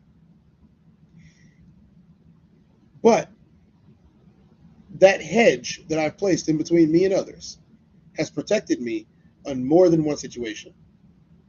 Classic Code says, I ain't trying to hear nothing about hospitality or none of that. Hospitality can turn into the hospital quick. I mean, yeah, because, okay, well, if you're very territorial, let's say that you are I don't know this, but let's say that you are very territorial. Let's say that you're very territorial. If you are very territorial and someone comes to your house and you catch either him or her with a glance that you didn't like, boxing gloves. Easy. Soul said, last night started with you all literally stating individuals will not see your significant other. It's low, man. It's very low. It's very low. It's very low. It's very low. Rare, very rare occasions. And I don't tend to go out with the guys and say, come on, baby. Never really been the guy to do that. It backfired on me a long time ago. I don't do that anymore. Soul said, once you guys are married or settled down, you're going to push away everyone else. They're not being pushed away. I still talk and see people, but they're not being pushed away. They're just not about to be doing stuff with my family. It's my family. If they want a family, they can get their own. How many times do couples break up and one of his friends marry his ex? They saw each other the entire time. Yes, it happens all the time, almost immediately. Classic said, I don't have to wait till marriage. I don't hang out with people now. No, it's Illinois. People put up in their houses, man. People are more social on the internet than they are in person. It's safer that way. It's safer that way. We like safety. We like safety. Let's finish up. Let's finish up with this, and then we can move on to the random video of the day. That very, very well. I heard my father say that and tell me that at a very, very young age. And that's one of the things in my life that I learned from an adult that I took straight to heart, because it just made the most sense out of that. Shit made more sense than 1 + 1 to me. You know what I'm saying? My dad said, why would I worry about some shit I can't do nothing about? And when he asked that question, I just looked at him like, it really ain't there. There really is no good answer for that. You know what I'm saying? And so I took that shit to heart. So yeah, I think that for a lot of us, if we can get into a position where we control the controllables and cut down on the self-inflicted things, I think we would all see greater gains and progress in whatever ways we're trying to achieve it. You know, whether it be your physical fitness, whether it be your nutrition, whether it be your finances, whether it be your relationships, whether it be, you know, your profession, your career, you know, whatever it is. Just cut down on the amount of shit that you're doing to get in your own way, you know? because you'll look back and be like, damn, you know, I coulda, shoulda, woulda. You never want to be that person. You never want to be that person. Now, if you do something in an effort to try to make gains and you end up, you know, taking an L or failing in some way, you learn from what you go through and then you get back up and take another shot. That's what it is. You know, it's going to be a lot of no's before you get the yes you're looking for. But again, we stand on the term self-inflicted. You just want to make sure that you lock in on the things that you can put your hands on, the things that you can put your touch on, your texture on, and you make sure that you take care of those things. And then everything else, shit, that's why you stay prayed up. Let the universe know, let God know, let them know what you want, let them know what you're looking for, let them know what you desire, work towards it, and everything else going to have to happen around you. It's outside of your hands. Literally. Y'all saw that right there? That was what you call an epiphany. Classic said, I love being alone. You adapt to the dark. I was born in it. Bane. Yeah, exactly. Bane versus Batman. He said, I hear a lot of trauma that you all don't want to solve. And I would rather just feel it's only one way, which is your choice. And I guess we have to respect it. Soul said, I am an introvert at heart and very solo. With that said, I would not enjoy life with people I call friends and their family. You would, I'm gonna read it again, guys. I might have misunderstood. Souls of Thought says, I am an introvert at heart and very solo. With that said, I would not enjoy life with people I call friends and their family.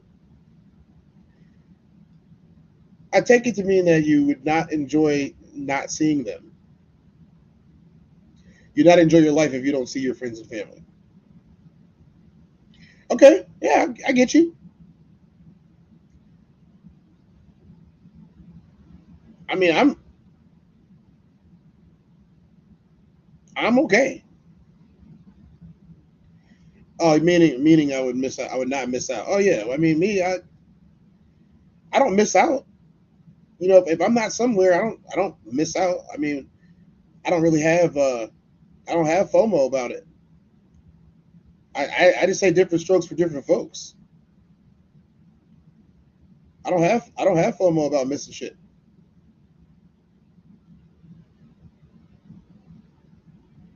I mean, I guess it's all about the importance that you place on things. Like, oh yeah, that was cool. Tell me about it. Tell me how you did. He said, or enjoying life with friends and family. Classic said, no, so I just know the nature of people. There's a small percentage of people in this part of the world that I would consider my type of people. Being social would end on more conflict than anything. Well, I mean, this is a highly combative area. You know, the upper Midwest stretches across several cities and several states, and it's very highly combative. And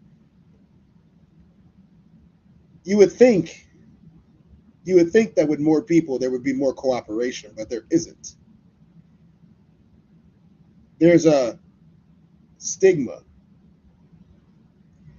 that prevails in this part of the country that I don't need anybody and nobody needs me, and they're gonna make sure that if they need to get up, they will step on me to do so. Collaboration is competition here, and I chose to break the chains of that curse a long time ago. But there are certain aspects that I still keep. I do like my solemnness. I don't consider it being alone when I'm by myself. I have way more time to develop what I'm working on, and less voices in my ear and head, the better when it comes to me grinding and working. I don't have to deal with anybody's opinions when I'm by myself. Nobody's gonna trip me up or step in my way when I'm by myself. If I'm traveling alone, fantastic. I do enjoy traveling with others, depending on who the others are. But more times than not, the more people that I add into this package, the more issues that arise.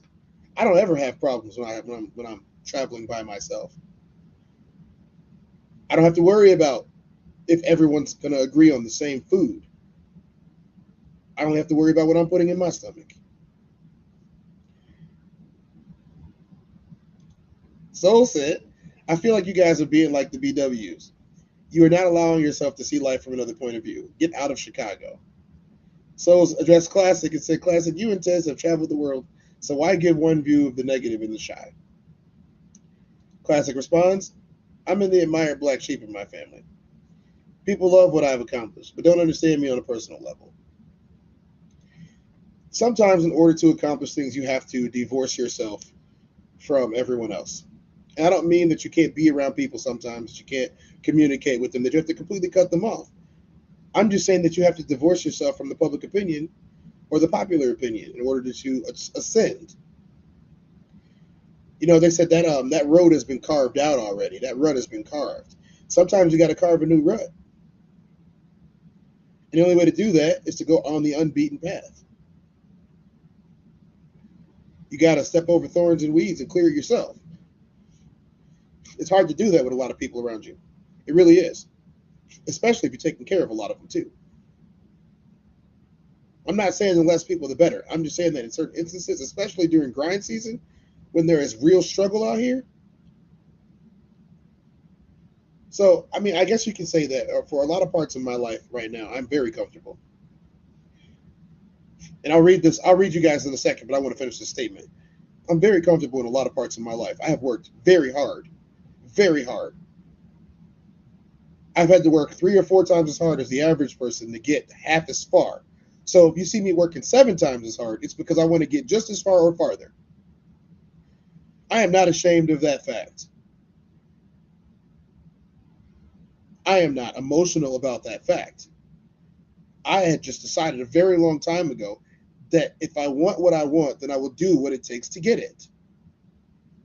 And if I have to devote more time to working on something or working at something, then I will do so to effectuate success. If that means sacrificing the time that would be spent on others, then I must do that because my personal goal has to happen.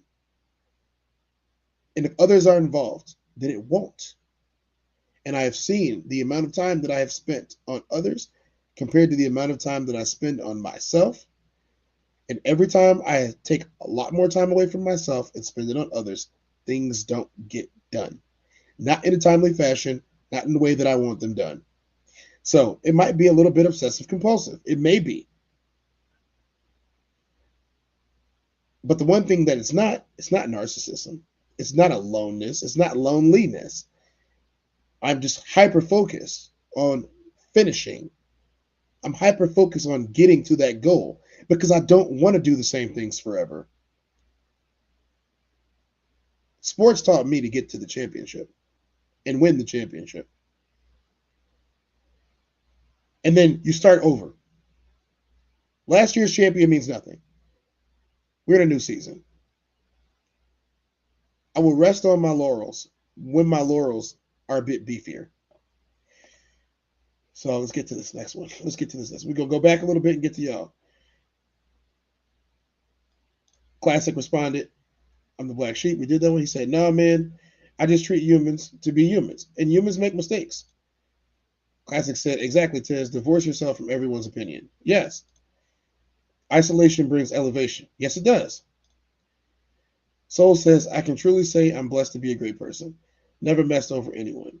I choose people I can see myself being around. I wouldn't do anything with individual I don't see that they're good people. Souls, you are one of the most unique people that I've had the pleasure of listening to, talking to, and interacting with. You are a genuine human being. You are genuine, you are masculine, you are strong, and you are matter of fact. But you're rare. You're the diamond in the rough of gentlemen that I've come across in this life. The odds of me finding another Souls of Thought are extremely low. The odds of me finding another classic are extremely low. You know, I will rock with Plug a lot more often, but I will say the same thing about Plug. The odds of finding another Uncle Plug are extremely low.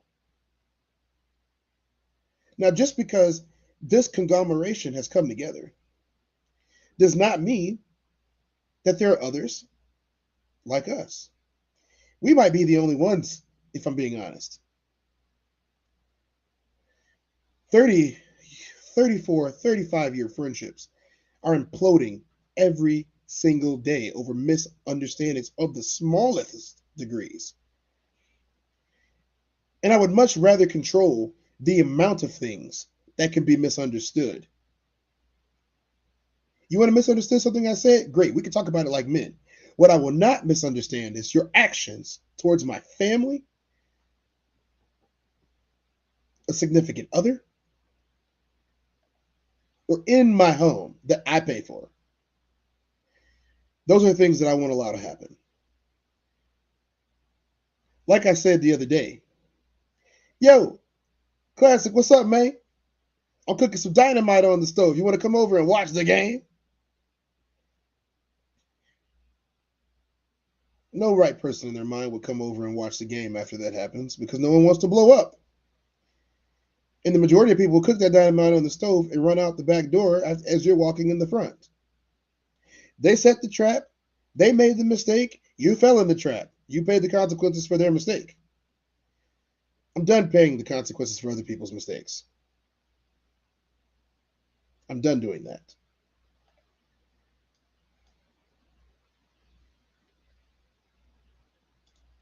Classic said, I don't got time to be trying to get people to understand some shit they're unable to understand.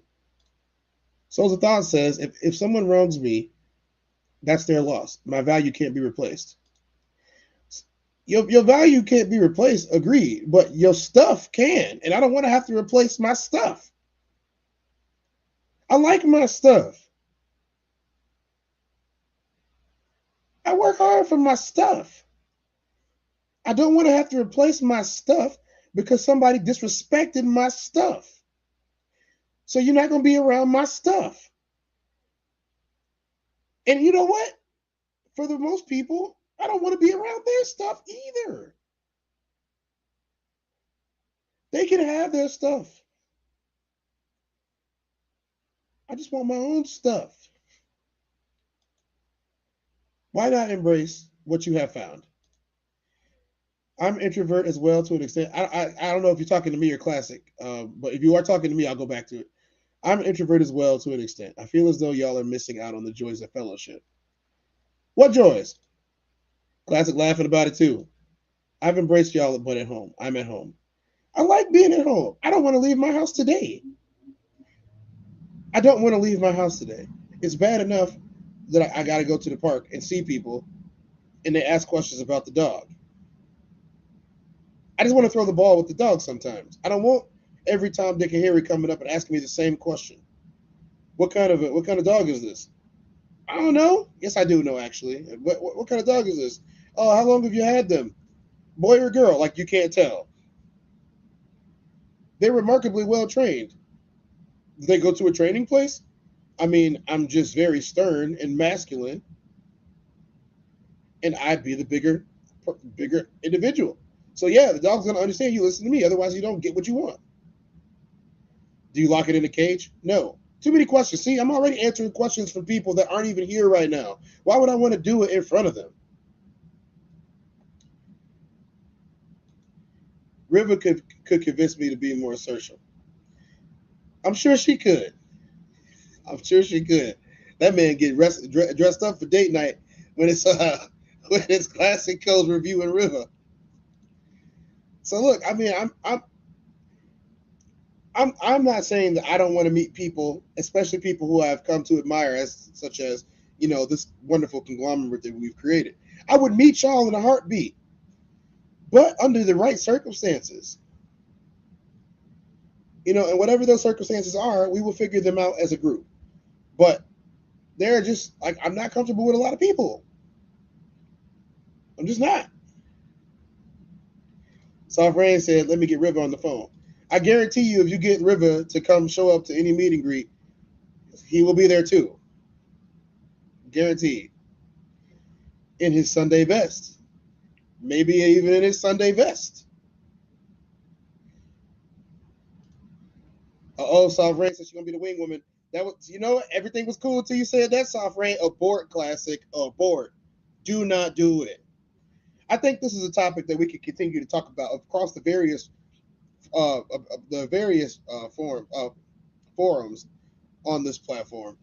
And I think that we would all benefit to continue the conversation amongst ourselves on our various channels. So I'm not going to make all of this go down here, as I think that we could get a lot of content out of this. Remember, we are content creators, guys. We got to be able to save a little something for ourselves so we can use it and sprinkle it on y'all a little bit later. And we've already dropped a lot on y'all today. So I think that we're going to finish up with Classic right there. Thank you, Classic, for doing all that you do. And we're going to go to the random video of the day. Look, guys, look. Let's get this right, okay? No, ain't nobody shy. River is from NYC. NYC women love Classic. Yes, I just don't like NYC. It smells like fish. Allegedly. So yeah, let's get this together. Why don't everybody start getting their questions of the day together? And so I can do Q&A. But while we're doing that, we're going to watch a random video of the day. Haven't seen it yet.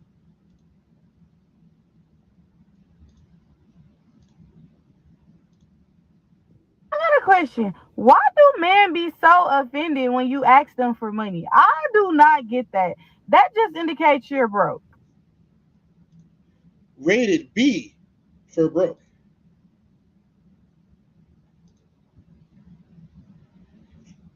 I think that's all she had for us. Yeah, that was. I got a question. Yeah, that's all she had for us. So I might watch another one. But this also comes from Daphne, the queen of accountability. Daphne says, imagine calling a man broke for not giving you money you don't even have yourself. Weren't you like the one claiming to be strong and independent? More like loud and dependent. The deep said, why are you so comfortable asking for men for money is the real question in the first place. Two things homeless people and these modern women have in common. They both broke and they both stay asking people for money.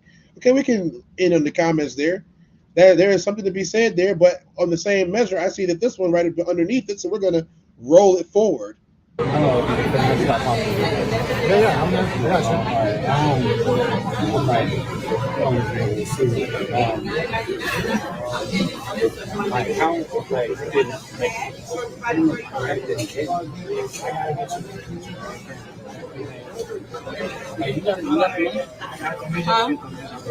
What? Money for what? What did you say? No, but seriously, I'm just saying that I don't got the money for this. Like it's money. Like I don't got it. I checked it in here. I didn't want to bring you into it. I know, like, but if you could just cover us, it's only $112. I'll be back. $112? I don't know why you got to record me. Like you're looking at like hiring me and stuff. Like, I'm not recording you. I just don't. It's how much? It clearly looks like you're recording me. It's $112. You got that money? Do you have $112? It's just, I didn't know. Yeah, we're gonna give us a couple weeks.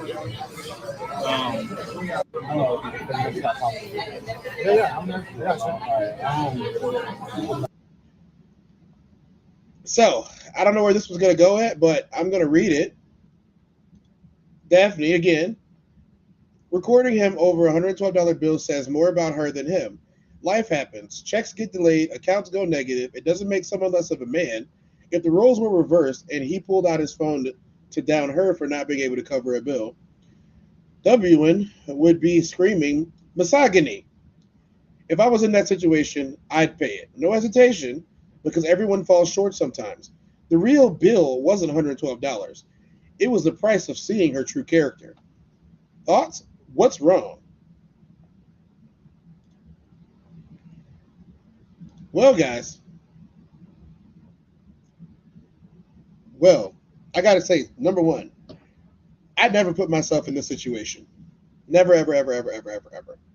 I never go anywhere. Once again, this is about controlling the narrative, possibilities, and probabilities. I never put myself in a situation or a position to end up like this. If I ain't got the money, I ain't got the money. I'm not going. I'll be in the house. I'll cook for you, whatever, if I want to see you. If you really rock it with me, you really wanted to do this, you would pay for it. But if I don't know you like that, which I probably don't, if you're recording me not paying the bill, then I'm not going to go. And if you don't want to see me because I can't do something, because I can't go somewhere, because I'm financially responsible, then I don't need you in my life. Cold hard facts. So now, guys, And let's see if actually could just include it in that. If you guys got Q&A, let's get some chat Q&A. Let's get some chat Q&A.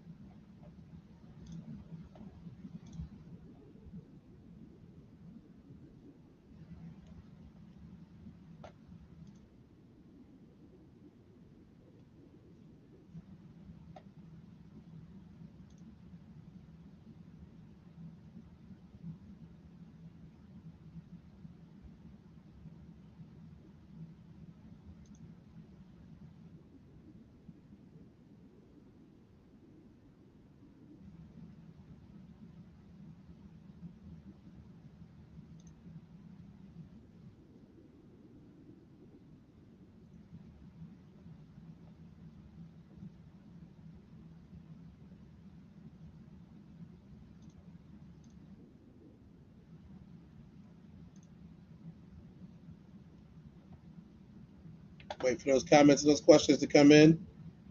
Let's get a question. Let's get a comment. Let's watch this first, though. Yes, it's shameless self-promotion. The media website, Fox 3 helps run offensive meetings, always there to keep things organized. So don't think they don't go unnoticed. It'll be on also when the guys start becoming his mind and come to the games and everything, so let's report everything. Yeah,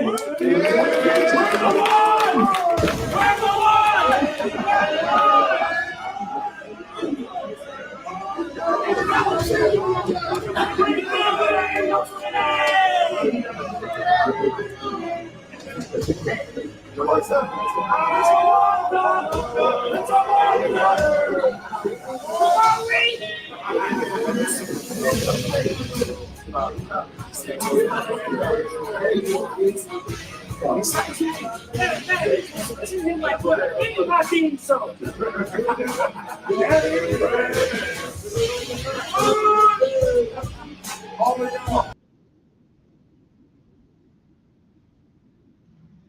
I just got to say, there's a lot of things that I've been able to do in my career, but being honored by any team that I played for and people acknowledging me as their tribal chief, throwing their ones up without being prompted, that's the respect that I've come to love. I didn't get a lot of that growing up. It wasn't celebration for greatness. It was ridicule, ostracism. And it's changed, and I'm so happy that it has. I'm so happy that it has. So without further ado, well, y'all, I mean, I told y'all, hey, we had time for Q&A, and I think we did a lot of Q&A today, so I think I'm going to bounce up out of here. It's been 2 hours. I'm hungry. All right. Y'all know what time it is. It's been 24 since the last time I talked to y'all, and I'm going to tell y'all it's going to be another 24. This has been the Test Down. This is sports, unscripted, culture, unfiltered. I will see y'all tomorrow. Make sure y'all check out our constituents over at the Classic Codes, the Classic Code Sports, where a lot of sports stuff is going on over there. The Digitally Dreaming Off the Gridiron podcast, where you'll see me and my co-host, Asif Ali, talk about sports in the way that we want to in professional wrestling. If you want some fun banter to see what they think on the other side, go over to the Ben podcast. Whatever the other side may be to you, go over there anyway. They're kind of funny. And last but not least, check out Souls of Thought. When they're No Middleman podcast. But Souls of Thought, classic. Oh, no, sorry, not classic. Classic not on there. Conversations with Soft Rain. That's a long name, Soft Rain. Conversations with Soft Rain and Uncle Plug TV. Y'all can catch us all every day. We got about 24 hours of coverage for y'all. We got old videos too. If nobody is live, so check out those old videos, react to them, leave comments, leave likes, especially. I'm very light on the like button for some reason. All these views and no likes pissing me off, man. Thank y'all for spending my morning with me, and I hope that I was able to help y'all maybe just laugh a little bit, even if it wasn't that serious. I'll see y'all. I have been 24. I'll see y'all another 24.